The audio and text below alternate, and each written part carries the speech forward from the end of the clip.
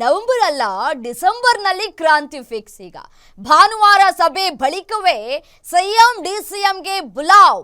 ಭಾನುವಾರ ಸಂಜೆ 5 ಗಂಟೆಗೆ ನಡೆಯಲಿದೆ high voltage meeting. Sonia Gandhi ನೇತೃತ್ವದಲ್ಲಿ ನಡೆಯಲಿಕ್ಕಿದೆ ಸಭೆ. ಆ ಸಭೆ ಬಳಿಕವೇ ಸಿಎಂ ಡಿಸಿಎಂಗೆ ಬರಲಿದೆ ಕರೆ. ಅಕ್ಟೋಬರ್ ಕ್ರಾಂತಿ ಆಯ್ತು, ಅಕ್ಟೋಬರ್ ಕ್ರಾಂತಿನೂ ಕೂಡ ಆಗಲಿಲ್ಲ, ಅಲ್ಲೂ ಭ್ರಾಂತಿ.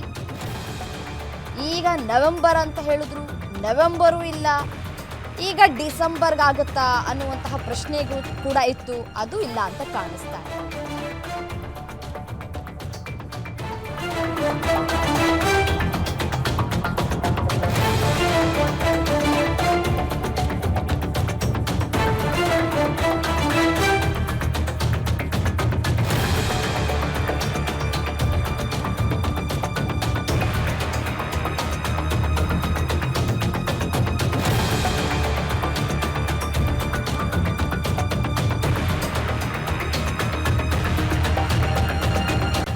ಬಳಿಕವೇ ಸಿಎಂ ಡಿಸಿಎಂಗೆ ಬರ್ಲಿಕ್ಕಿದೆ ಕರೆ ಅನ್ನುವಂತಹ ಮಾಹಿತಿ ಲಭ್ಯವಾಗ್ತಾ ಇದೆ.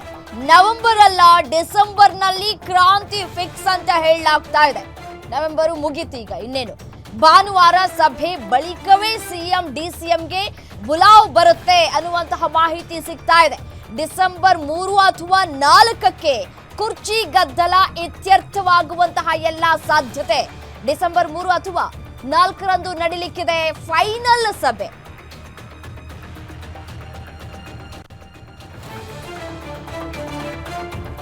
ಸಿಎಂ ಡಿಸಿಎಂ ಅನ್ನ ಕರೆಸಿ ಸೋನಿಯಾ ಗಾಂಧಿ ಅವರು ಮಾತುಕತೆಯನ್ನ ನಡೆಸಲಿಕ್ಕಿದ್ದಾರೆ ಅನ್ನುವಂತಹ ಮಾಹಿತಿ ಲಭ್ಯವಾಗ್ತಾ ಇದೆ.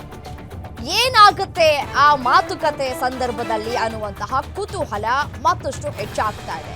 ಈಗಾಗಲೇ ರಾಹುಲ್ ಗಾಂಧಿ ಮತ್ತೆ ಮಲ್ಲಿಕಾರ್ಜುನ ಖರ್ಗೆ, ಸುರ್ಜೇವಾಲಾ, ವೇಣುಗೋಪಾಲ್ ಇವರೆಲ್ಲರ ಜೊತೆ ಮಾತುಕತೆ ಆಗಿದೆ ಅಂತ ಕಾಣಿಸ್ತಾ ಇದೆ.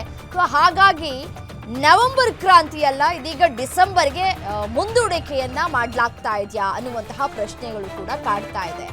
ಇನ್ನೂ ಎಷ್ಟು ದಿನಗಳ ಕಾಲ ಹೀಗೆ ಹಗ್ಗ ಜಗ್ಗಾಟ ಮುಂದುವರೆದುಕೊಳ್ತಾ ಹೋಗುತ್ತೆ ಎನ್ನುವಂತಹ ಯಕ್ಷ ಪ್ರಶ್ನೆ. ಎಷ್ಟು ಸಾಧ್ಯವಾಗುತ್ತೋ ಅಷ್ಟು ಬೇಗ ಕುಲಿ ಸ್ಟಾಪ್ ಹಾಕಿದ್ರೆ ಒಳಿತು. ಇಲ್ಲ ಅಂತಂದ್ರೆ ಒಂದ್ ಕಡೆ ಬಿಜೆಪಿ JDS ಈಗಾಗಲೇ ಮುಗಿ ಬೀಳ್ತಾ ಇದೆ ಸರ್ಕಾರದ ವಿರುದ್ಧ. ಅದನ್ನ ತಡಿಬೇಕು ಅಂತಂದ್ರೆ ಅತಿ ಬೇಗ, ಎಷ್ಟು ಬೇಗ ಸಾಧ್ಯವಾಗುತ್ತೋ ಅಷ್ಟು ಬೇಗ ಸಮಸ್ಯೆಯನ್ನ ಬಗೆಹರಿಸಬೇಕು.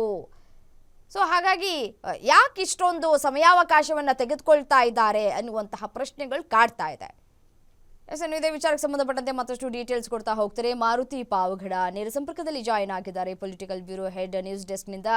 ಮಾರುತಿ, ಸೆಪ್ಟೆಂಬರ್ ಕ್ರಾಂತಿ ಆಯಿತು, ಸೆಪ್ಟೆಂಬರ್ ಅಲ್ಲೂ ಆಗಲಿಲ್ಲ, ನವೆಂಬರ್ ಆಯಿತು, ಇದೀಗ ಡಿಸೆಂಬರ್ಗೆ ಮುಂದೂಡಿಕೆಯನ್ನ ಮಾಡಲಾಗ್ತಾ ಇದೆಯಂತೆ. ಸೊ ಡಿಸೆಂಬರ್ಗಾದರೂ ಈ ಸಮಸ್ಯೆ ಬಗೆಹರಿಯುವಂತಹ ಸಾಧ್ಯತೆಗಳು ಎಷ್ಟರ ಮಟ್ಟಿಗಿದೆ? ಹೈಕಮಾಂಡ್ ನಾಯಕರು ಏನ್ ತೀರ್ಮಾನವನ್ನ ಕೈಗೊಂಡಿದ್ದಾರೆ? ಆ ತೀರ್ಮಾನಕ್ಕೆ ಇಬ್ಬರೂ ನಾಯಕರು ಬದ್ಧರಾಗಿರ್ತಾರಾ ಅನ್ನುವಂತಹ ಪ್ರಶ್ನೆ. ರಮ್ಯಾ, ಸಚಿವ ಸಂಪುಟ ಪುನರ್ರಚನೆ ಇಲ್ಲವೇ ಸಚಿವ ಸಂಪುಟಕ್ಕೆ ಯಾರಾದರನ್ನ ಸೇರಿಸ್ಕೊಳ್ಳುವಂಥ ಒಂದು ವಿಚಾರವೇ ಅಷ್ಟು ಸುಲಭವಾಗಿ ಆಗೋದಿಲ್ಲ.